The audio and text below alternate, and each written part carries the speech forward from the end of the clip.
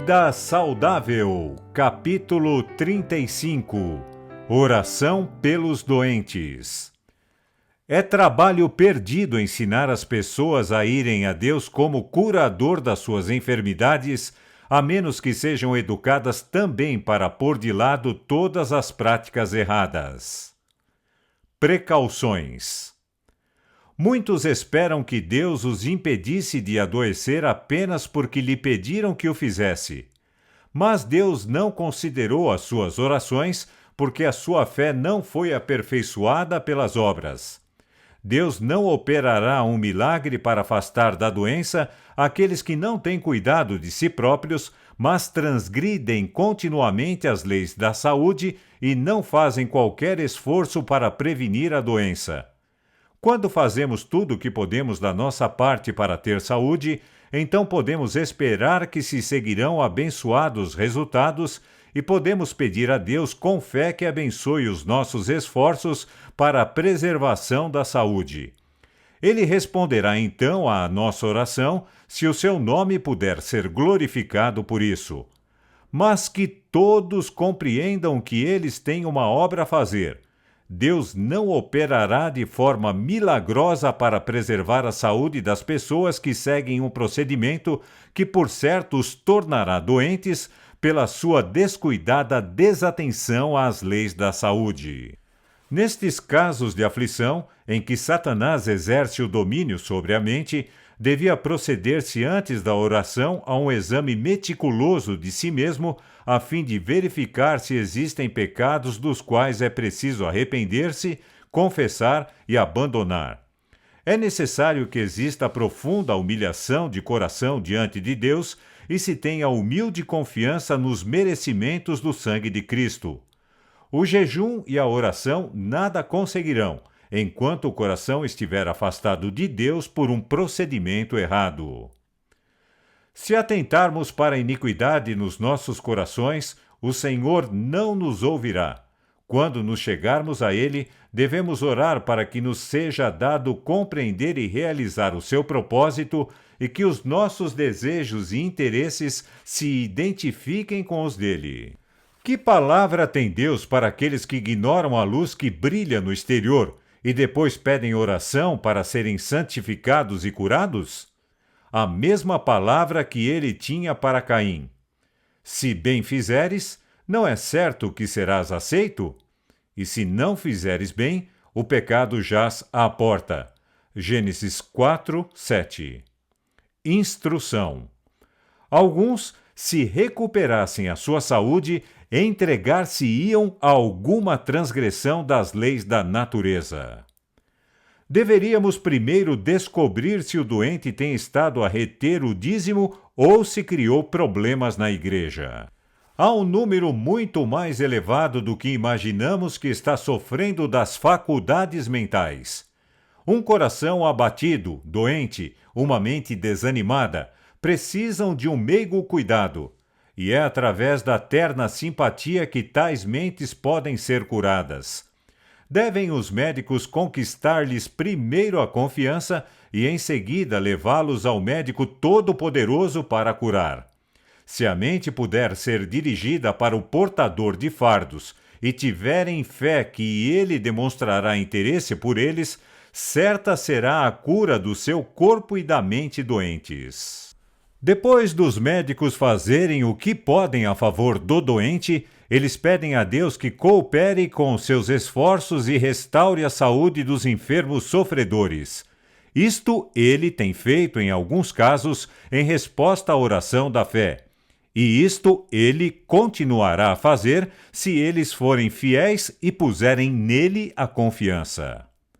Deus não opera milagres onde providenciou os meios pelos quais poderá ser realizada a obra. A fé sem obras inteligentes está morta, ficando só. A fé no poder curativo de Deus não salvará, a menos que seja combinada com boas obras. Deus não fará um milagre para mudar as causas naturais que vós podeis controlar. Muitos não suportariam o tempo de provação e por isso serão deixados de lado. Foi-me mostrado que em situação de doença, em que não houver impedimento algum para que sejam feitas orações em favor do doente, o caso deve ser entregue ao Senhor com calma e fé e não com agitação. Só Ele conhece a vida passada do indivíduo e sabe qual será o seu futuro. Tudo o que nos compete fazer é pedir-lhe que restabeleça o doente de acordo com a sua vontade e crer que ele terá em consideração as razões apresentadas e as orações que a favor do enfermo forem feitas. Se o Senhor vir que o restabelecimento do doente é para a sua glória, atenderá às nossas orações. Insistir, porém, na cura sem conformar-se com a sua vontade é um erro. Tudo o que podemos fazer, ao orar por um doente, é suplicar a Deus com insistência a favor dele e com confiança plena depositar o seu caso nas suas mãos. Se a vida do doente pode glorificá-lo, suplicamos-lhe que conceda viver, porém não como nós queremos, mas como ele quer. A nossa fé pode ter a mesma firmeza e até provar-se mais confiante ainda, subordinando o desejo pessoal à onisciente vontade de Deus e depositando tudo com confiança nas suas mãos. As nossas petições não devem tomar a forma de uma ordem, mas de intercessão para que se cumpra o que dele suplicamos. O forte desejo de restabelecer-se leva à fervorosa oração. E isto é correto. Deus é o nosso refúgio tanto na doença como na saúde. A oração dará ao doente uma confiança permanente. Jesus pode limitar o poder de Satanás. Ele é o médico em que a alma doente pelo pecado pode confiar, de quem pode esperar a cura dos males do corpo e do espírito. Eu viria perante o Senhor com esta petição. Abre aspas. Senhor, não podemos ler o coração deste doente, mas tu sabes se é para o bem da sua alma e para a glória do teu nome que lhe restaures a saúde. Na tua grande bondade, compadece-te deste caso e deixa que uma ação saudável tenha lugar no organismo. O trabalho deve ser inteiramente teu. Fizemos tudo o que a habilidade humana pode fazer. Agora, Senhor, colocamos este caso aos teus pés, operai como só Deus pode fazer, e se for para o teu bem e para a tua glória, detém o progresso da doença e cura este sofredor. Fecha aspas. Mas, depois de ter orado fervorosamente pelos doentes, o que fazer então? Deixo de fazer tudo o que posso pela sua recuperação? Não. Trabalhai ainda mais fervorosamente, com muita oração, para que o Senhor abençoe os meios que a sua própria mão tem providenciado, para que dê sabedoria santificada para cooperar com ele na recuperação dos doentes.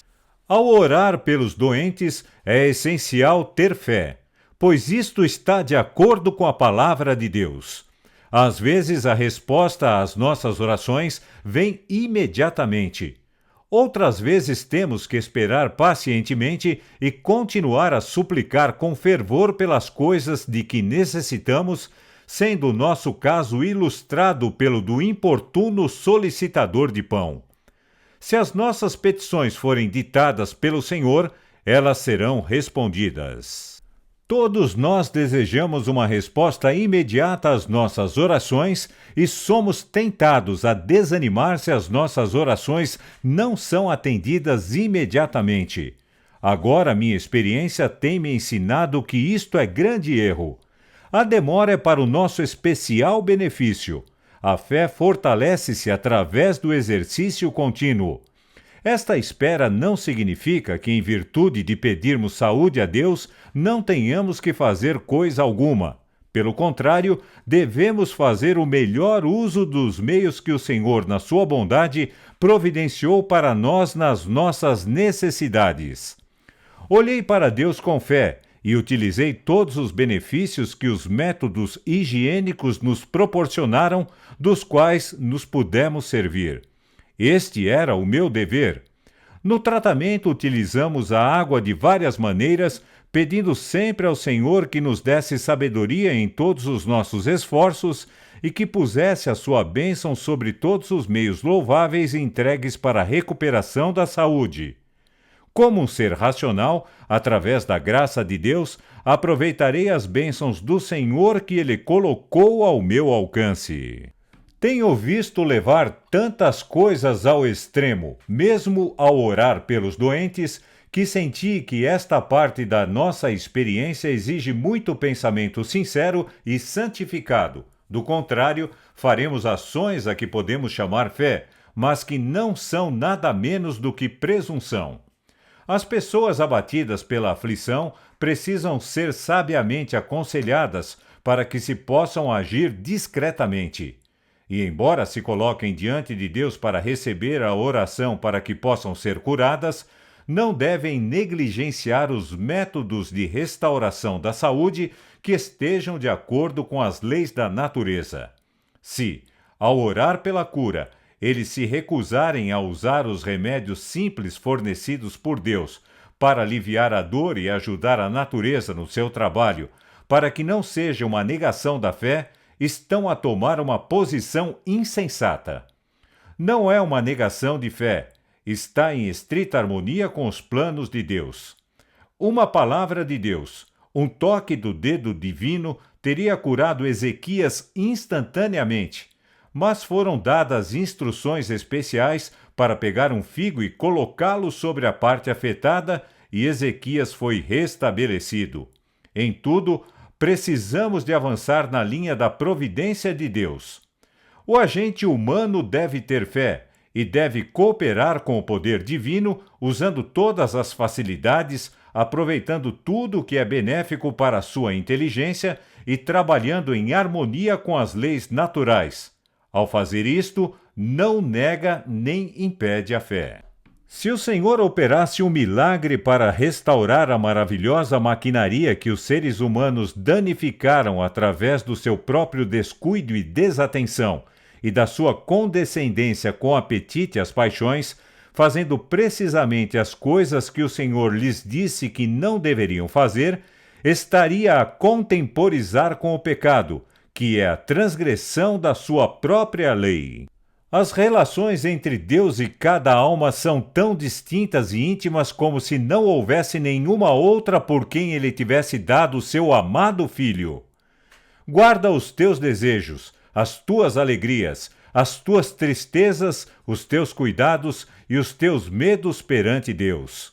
O Senhor é muito piedoso e de terna misericórdia. O seu coração de amor é tocado pelas nossas tristezas e até mesmo pela nossa expressão delas. Nada que de alguma forma diga respeito à nossa paz é demasiado pequeno para que ele repare.